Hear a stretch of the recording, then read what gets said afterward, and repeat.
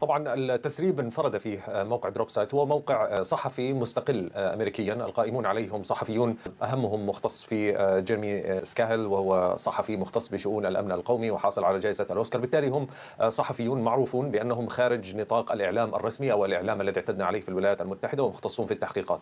الآن هل هذه المعلومة بحد ذاتها دقيقة؟ ربما يكونوا بالفعل حصلوا على معلومة من مصادر مطلعة، لكن في نهاية المطاف نحن في إطار حرب، وقد يكون هناك دعاية ودعاية مضادة وتسريبات مقصودة ربما لجعل الطرف الآخر يعتقد شيئا ويتصرف الخصم بطريقة مختلفة. كل ذلك مطروح. ربما يكون التسريب متعمد، وربما تكون بالفعل حقيقة أن الولايات المتحدة ستتحرك يوم الأحد. في نهاية المطاف المراقبون كانوا يقولوا بأن الرئيس الأمريكي والإدارة الأمريكية لا تملك أن تقوم بهذا الانتشار العسكري الكبير في منطقة قيادة عمليات المنطقة الوسطى في الشرق الأوسط، وأن يطول أمد هذا الانتشار دون القيام بعمل ما.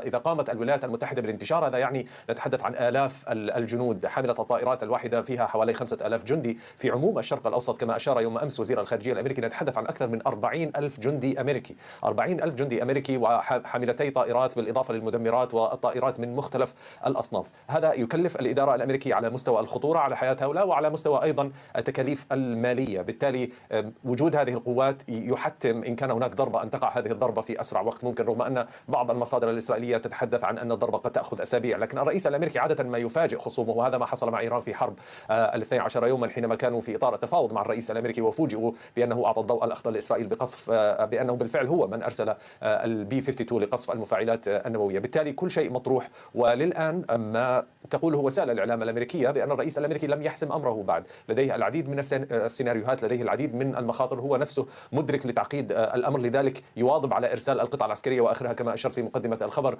أنه أرسل قطع أخرى للمنطقة لأنه مدرك أن الموضوع حساس وخطر. قبل قليل القيادة المركزية الوسطى أيضا نشرت تحذيرا للإيرانيين، لأن الإيرانيين بصدد مناورة عسكرية يقال بأنها ستقام مع الصين وروسيا بالقرب من مضيق هرمز يوم غد. والقيادة المركزية نشرت بيانا طويلا في الحقيقة قبل قليل، قالت فيه بأن على إيران أن تتصرف بطريقة مهنية يوم غد خلال المناورات، ويجب أن لا تقترب قطاعها العسكرية من القطع الأمريكية، وأن أي تصرف غير مسؤول وغير مهني كما قال البيان ربما يؤدي إلى تصعيد خطير داخل المنطقة. بالتالي هناك حالة من الترقب كبيرة، وهناك خشية حتى عبر عنها وزير الخارجية يوم أمس، عبر عن خشيته من أن القطع العسكرية المنتشرة في المنطقة بالقرب من إيران قد تتعرض لأي عمل في أي لحظة يؤدي إلى خروج الأمور عن السيطرة. الآن هل هذا العمل سيكون مقصودا من قبل إيران؟ هل ستستغل أطراف أخرى وجود القطع العسكرية الأمريكية وتقوم هي بعمل ما يستفز القوات العسكرية الأمريكية ويؤدي لاشتعال هذه الحرب على نحو غير محسوب؟ كل تلك احتمالات تجعل المراقبين فعلا يخشون من مآلات ما يحصل اليوم مع التواجد العسكري الكبير الأمريكي ومع المناورة الإيرانية في المنطقة.